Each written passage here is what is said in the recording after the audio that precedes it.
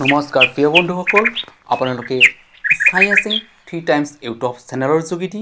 এয়া হৈছে কুকুৰ কাটাৰ হৈ থকা দৌল উৎসৱৰ দৃশ্যাংশ আপোনালোকক দেখা গৈছে।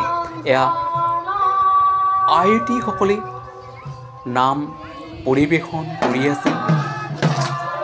এখেতসকলে ভগৱানৰ ওচৰত চিৰকৃতজ্ঞ হৈ নাম গাই থকা আৰু পুষ্পাঞ্জলি অৰ্পণ কৰা আৰু প্ৰসাদ আগবঢ়োৱা ইয়াত দৃশ্যাংশ দেখা গৈ আছে। এয়া হৈছে ভগৱানৰ পূজাৰ মন্দিৰ আৰু লগত ইয়াত ওজা পালি গাই থকা হৈ আছে।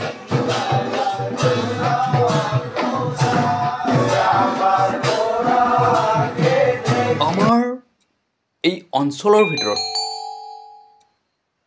বৰ্তমান এই কুকুৰ কাটাৰ দৌল উৎসৱটোৱেই ডাঙৰ বুলিব পাৰি আৰু ইয়াত তিনিদিনীয়া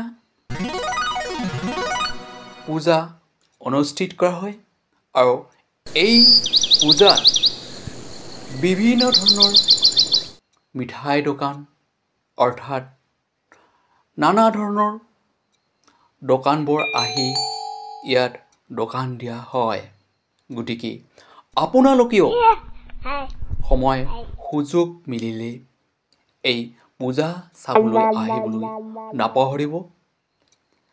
লগতে কুকুৰ কাটাৰ ৰাইজক অৰ্থাৎ পিতৃ মাতৃসকলক